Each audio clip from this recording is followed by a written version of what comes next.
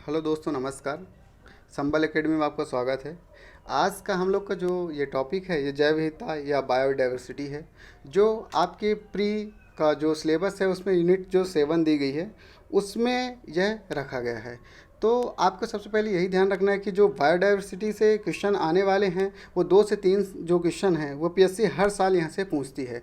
और हम लोग यहाँ टर्मिनोलॉजी हैं, उन टर्मिनोलॉजी को देखेंगे, और मेन मेन जो फैक्ट हैं जहाँ से क्वेश्चन इस समय आ सकते हैं, तो वो वाले टॉपिक हम लोग यहाँ देखेंगे। ठीक है ना। तो आइए स्टार्ट करते हैं और क्रम से आगे बढ़ते हैं। तो देखिए, सबसे पहले तो ये जानना ज़रूरी है कि जैव विविधता जो शब्द है, उस शब्द को सबसे पहले किस व्यक्ति के द्वारा प्रतिपादित किया गया था। तो आप यहाँ देख सकते हैं, जैसा हमने लिखा है कि वाल्टर जी रोजन महोदय ने, है ना, ये संयुक्त राज्य अमेरिका के व्यक्ति हैं। तो ये तो आपसे नहीं पूछेगा, पर ये जरूर ध्यान रखिए कि जैव विविधता शब्द सबसे पहले वाल्टर जी रोजन के द्वारा प्रयोग किया गया था। फिर अगला इसमें हमने क्या लिखा है कि जो संकल्पना है, आपसे डायरेक्ट पूछेगा कि जो डाइवर्सिटी है, जो बायोडाइवर्सिटी है, इसकी संकल्पना किसके द्वारा प्रस्तुत की गई है। तो यह एक कीट वैज्ञानिक हैं, और इन्होंने कीट वैज्ञानिक जो हैं, इन्होंने ही सबसे पहले, जो उनका नाम क्या है, यो विल्सन। तो यो विल्सन के द्वारा सबसे पहले क्या किया जाता है कि जैव विविधता संकल्पना को प्रस्तुत किया जाता है। ठीक है। तो यहाँ तक आप समझ गए होंगे। तो क्या समझे हम लोगों ने कि जैव विविधता जो शब्द है उसे वाल्टर जी रोजन के द्वारा प्रस्तुत किया जा रहा है, और जो संकल्पना है वह यो विल्सन के द्वारा प्रस्तुत की जाती है।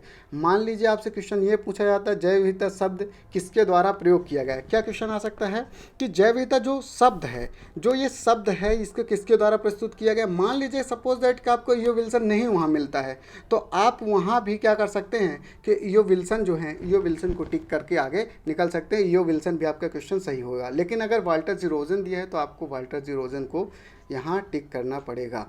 तो आइए आगे बढ़ते हैं। तो आगे इसमें क्या है कि रियोडो जो जेनरो है ना, रियोडी जो जेनरो है, यहाँ पृथ्वी सम्मेलन 1992 होता है। आपको यह ध्यान रखना है कि जैव विविधता संरक्षण के लिए यह अंतर्राष्ट्रीय समझौता यह होता है, और इसे सीबीडी के नाम से जानते हैं, कन्वेंशन ऑन बायोडाइवर्सिटी। ठीक है। यह 1992 में होता है। यह अंतर्राष्ट्रीय स्तर पर जैव विविधता संरक्षण का पहला सम्मेलन माना जाता है, इसलिए इसे आपको ज़रूर ध्यान रखना पड़ेगा। और यह क्वेश्चन कई बार पूछा गया है, जैसे यूपी पीसीएस में भी पूछा है कि पृथ्वी सम्मेलन जो 1992 है, वह क्या जैव विविधता से संरक्षण से जुड़ा हुआ था। तो आपको बताना पड़ेगा कि हाँ, यह जैव विविधता सुरक्षा से जुड़ा हुआ था। तो इसको आपको ध्यान रखना पड़ेगा। और इसी को आधार बना के जो ये सम्मेलन होता है, कौन सा, सीबीडी सम्मेलन होता है रियो डी जेनेरो में, इसी को आधार बनाकर भारत में भी क्या करते हैं कि जैव विविधता अधिनियम 2002 लाया जाता है। और इसी जैव विविधता अधिनियम से एक हम लोग अथॉरिटी का गठन करते हैं, जिसको क्या बोला गया है, नेशनल बायोडाइवर्सिटी अथॉरिटी, जिसकी स्थापना 2003 में की जाती है, और इसका हेडक्वार्टर कहाँ बनाया जाता है, चेन्नई में। तो ये क्वेश्चन जरूर यहाँ पूछा जाएगा आपसे कि जो जैव विविधता अधिनियम है वह कब आता है। तो आपको ध्यान रखना है कि 2002 में अधिनियम आता है, जबकि अथॉरिटी जब बनाई जाती है वह 2003 में बनाई जाती है, जिसका हेडक्वार्टर कहाँ है, चेन्नई में है। ठीक है। यहाँ तक आपका क्लियर होगा। फिर आप देखिए यहाँ कि कार्टाजेना प्रोटोकॉल, कार्टाजेना जो प्रोटोकॉल है यह 2002 में आता है। तो आपको ये ध्यान रखना है कि कब आता है, तो 2002 में आता है। और ये बात ध्यान इस पर रखना है कि जो सीबीडी हम लोगों ने ये पीछे देखिए देखा कि ये जो 1992 में सीबीडी जो सम्मेलन होता है, इस सीबीडी सम्मेलन के ही आधार बना के कार्टाजेना प्रोटोकॉल को लाया जाता है। और इसी के अंतर्गत क्या किया जाता है कि जो आप देखेंगे, क्या देखिए हमने लिखा है कि जो देखिए कि बायो तकनीक, जैसे जो आप देखेंगे जीएम, जो हम जीव या जेनेटिक जो मॉडिफाइड जीव हम यहाँ तैयार करते हैं, जो जीन परिवर्तन के द्वारा जो जीव हम लोग निर्मित करते हैं, तो उन जीवों के द्वारा वन्य जीवों को संरक्षण करना है कि हम ऐसे कोई भी हानिकारक जीव का निर्माण ना करें, जिससे क्या हो सके कि जो वन जीव की प्राकृतिक जो जैव विविधता है उसको यहाँ ह्रास हो। ठीक है ना। इसके लिए हमने कौन सा सम्मेलन बुलाया है, तो कार्टाजेना सम्मेलन है। तो इस कार्टाजेना सम्मेलन का संबंध आपसे पूछेगा किससे है, तो जैव विविधता संरक्षण से है। कब बनाया जाता है, तो 2002 में इसको स्थापित किया जाता है। तो यहाँ तक की बातें क्लियर हुई। जैव विविधता के प्रकार देख लेते हैं कि जैव विविधता कितने प्रकार की होती है। तो जैव विविधता 3 प्रकार की होती है। पहली आप देख लीजिए आनुवांशिक विविधता, प्रजाति विविधता और सामुदायिक विविधता। आनुवांशिक विविधता क्या होती है कि अगर एक जात में मिलने वाली जो विविधता होती, मतलब विभिन्न उसमें उपजातियां होती हैं, मतलब एक ही जात के अंदर जो विविधता पाई जा रही है, उसकी उपजातियाँ, जैसे मानव की प्रजातियाँ, जैसे देखिए मानव जाति में आप जानते हैं कि बहुत सारी प्रजातियाँ हैं। निग्रो साइड हो गई, चाहे वो मंगोलाइड हो, चाहे अस्ट्रेलाइड हो, चाहे प्रोटो अस्ट्रेलाइड हो, है ना। तो ये क्या है, मानव की प्रजातियाँ हैं। तो मानव क्या है, विभिन्न प्रजातियों में बटा है, तो वो आनुवंशिक विविधता हो गई। और यह ध्यान रखना है यहाँ कि मेन कि जो घास है, घास की सबसे ज़्यादा विविधता पाई जाती है।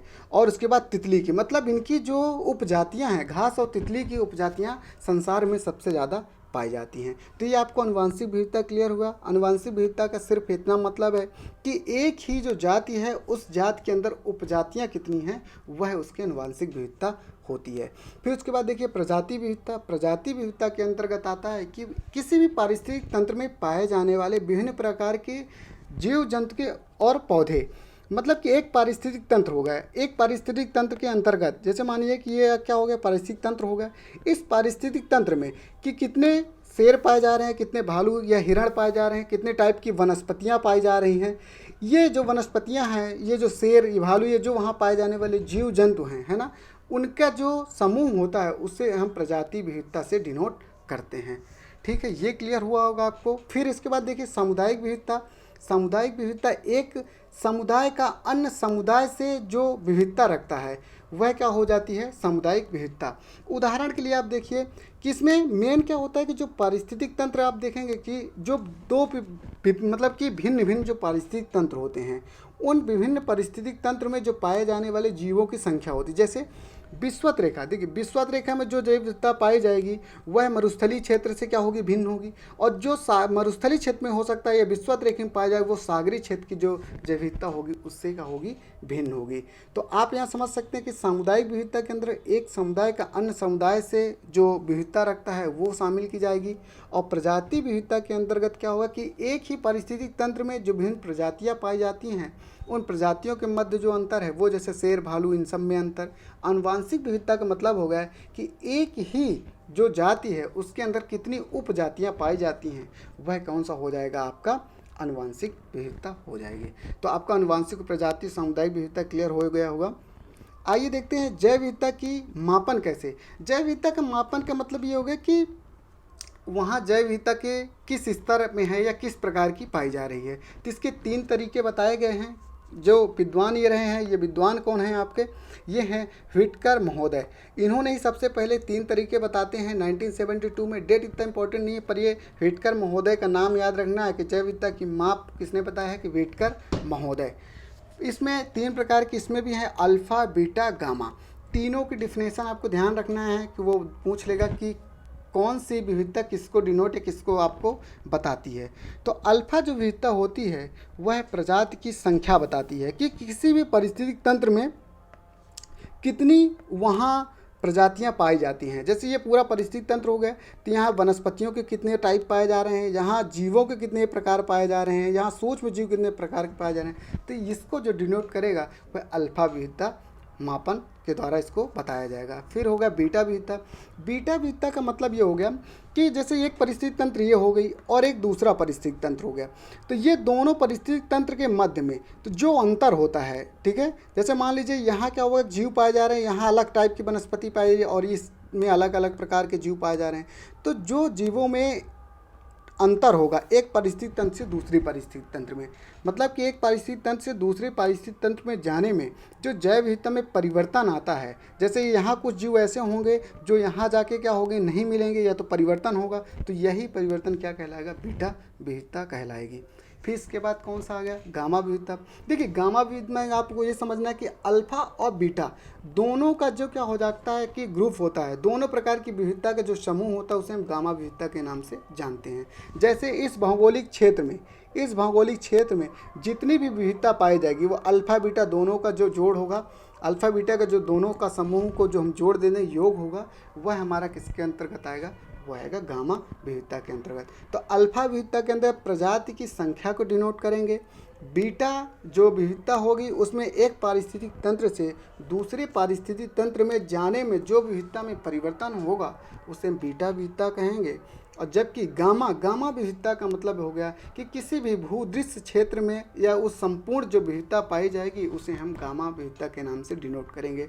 आपको ध्यान रखना है कि क्वेश्चन ये पूछा जा सकता है कि अल्फ़ा और बीटा, जो अल्फ़ा और बीटा है इन दोनों को जोड़ने पर कौन सी विविधता पाई जाएगी, तो गामा पाई जाएगी। गामा विविधता किनका समूह है, तो अल्फ़ा और बीटा का है।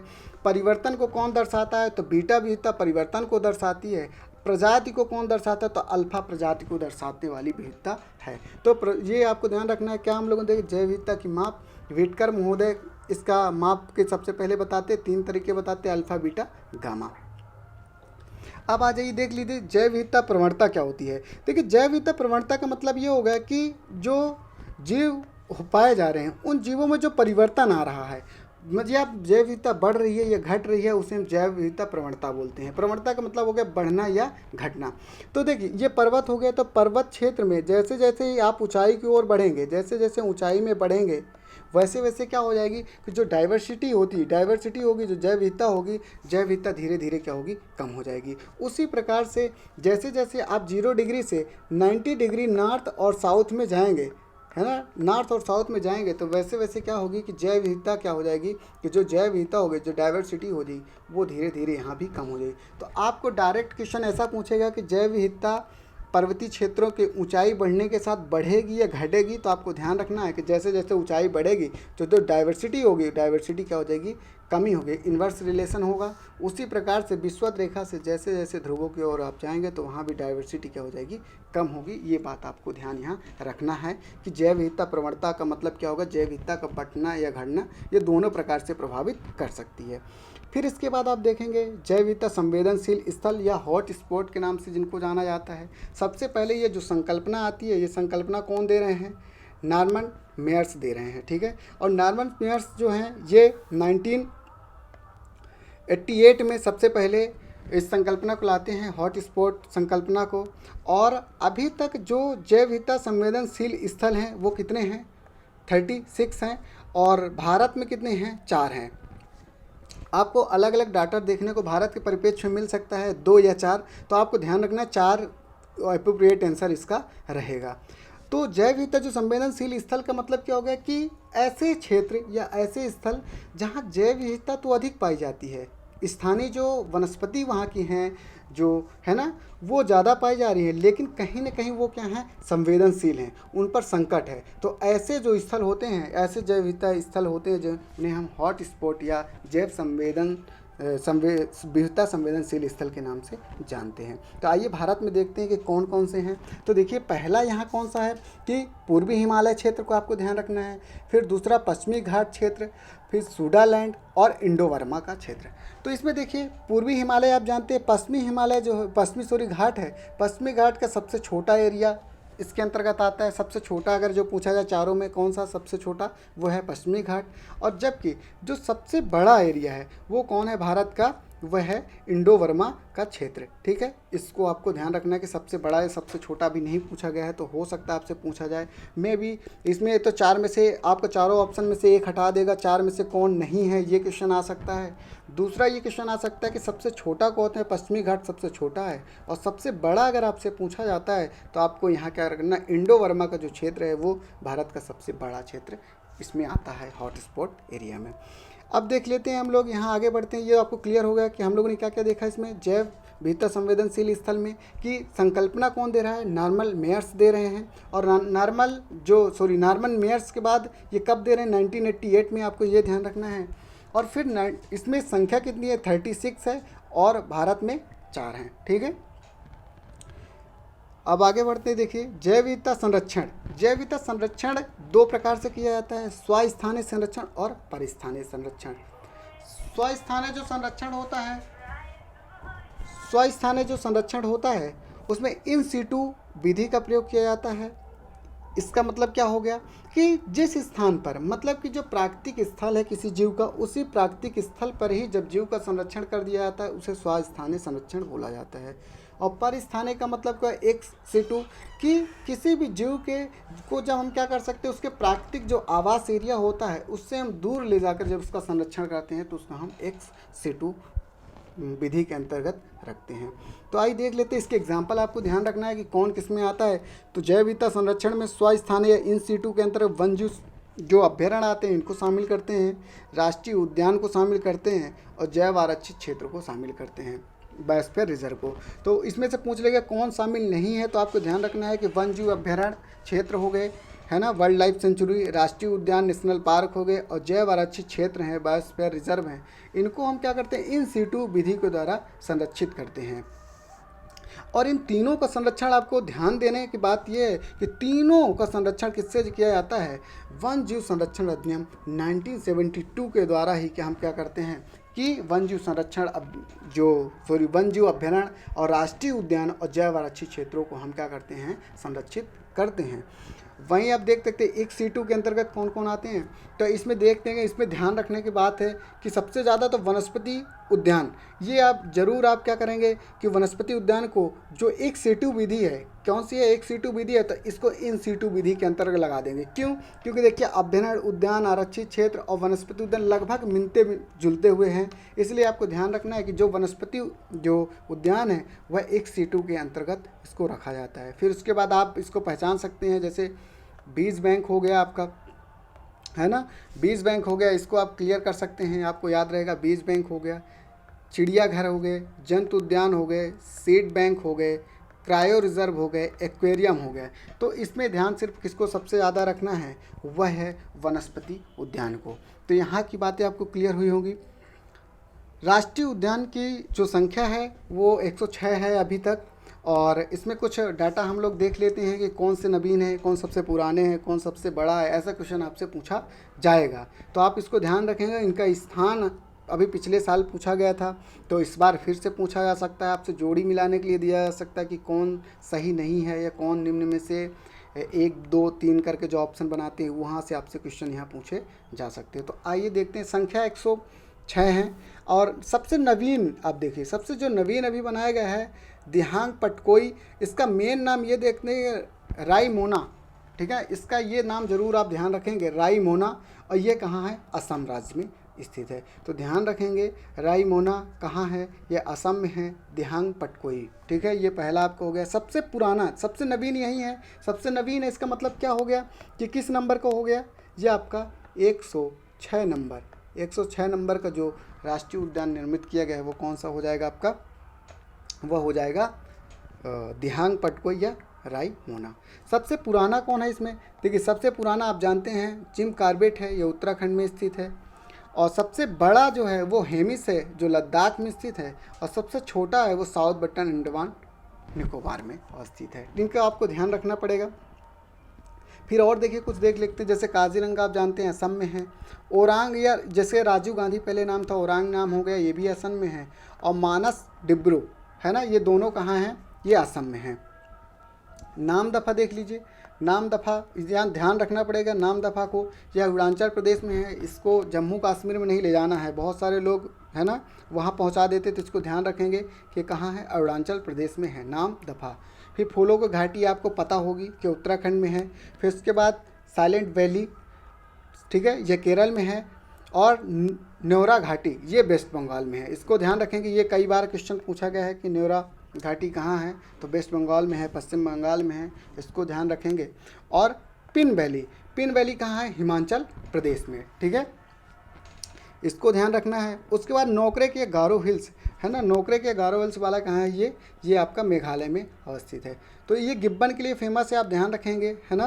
तो गिब्बन जो है वो कहाँ पाए जाते हैं, उड़ने वाली जो गिलहरी है वो नोकरे के गारो हिल्स क्षेत्र में पाई जाती है। तो ये दोनों गिब्बन को ध्यान रखेंगे। और इसमें आप फिर एक बार देख लीजिए कौन कौन सा, सबसे जो नवीन है वो कौन सा है, दिहांग पटकोई है ना, दिहांग पटकोई है। और उसके बाद जो इसमें सबसे पुराना है वो जिम कॉर्बेट है, सबसे बड़ा हेमिस है, और सबसे छोटा साउथ बटन है। और इसमें काजीरंगा असम में है, ओरांग और राजीव गांधी असम में है, और मानस डिब्रूगढ़ ये असम में, और नाम दफ़ा अरुणाचल प्रदेश में। फूलों की घाटी कहाँ है, उत्तराखंड में, और साइलेंट वैली केरल में।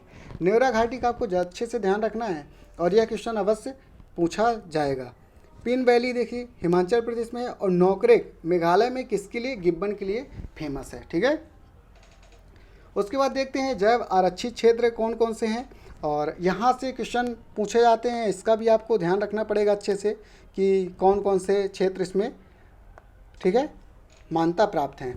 अब देखिए जो जैव आरक्षित क्षेत्र होते हैं, इसका जो सबसे पहले संकल्पना देते हैं वो एडवर्ड स्विस देते हैं। डायरेक्ट ये क्वेश्चन आपसे पूछेगा जैव आरक्षित जो क्षेत्र है इसकी जो संकल्पना कौन प्रस्तुत करते हैं, तो एडवर्ड स्विस महोदय करते हैं। इस नाम को आपको बिल्कुल अच्छे से ध्यान रखना है कि डायरेक्ट वो टर्मिनोलॉजी में आपसे पूछेगा कि जो जैव विविधता आरक्षित क्षेत्र है उसे कौन यूज़ किए हैं सबसे पहले, किस वर्ड मतलब शब्द या जो संकल्पना है, तो एडवर्ड स्विस महोदय। और इसकी स्थापना आपको ध्यान रखना है कि इसकी स्थापना कौन कर रहा है, केंद्र सरकार के द्वारा स्थापना की जा रही जैव आरक्षित क्षेत्र की। उसके बाद इसमें हम लोग देखेंगे जो जैव आरक्षित क्षेत्र हैं, हालांकि इनकी संख्या कितनी है भारत में, 18 है, ठीक है, लेकिन यूनेस्को के द्वारा स्वीकृति कितने को मिली है, मैप सूची में अपने वह मिली है 12 को, ठीक है। तो 18 अगर टोटल संख्या कुल संख्या पूछता है तो कुल जो संख्या होगी आपकी कितनी होगी, 18 होगी, जबकि मैप सूची में यूनेस्को की मैप सूची में कितने शामिल है, वो शामिल है 12, जिसमें से मध्य प्रदेश के भी कितने शामिल इसमें 3। तो यह ध्यान रखेंगे आप, ठीक है, जब भी आप एक क्वेश्चन पूछा जाए।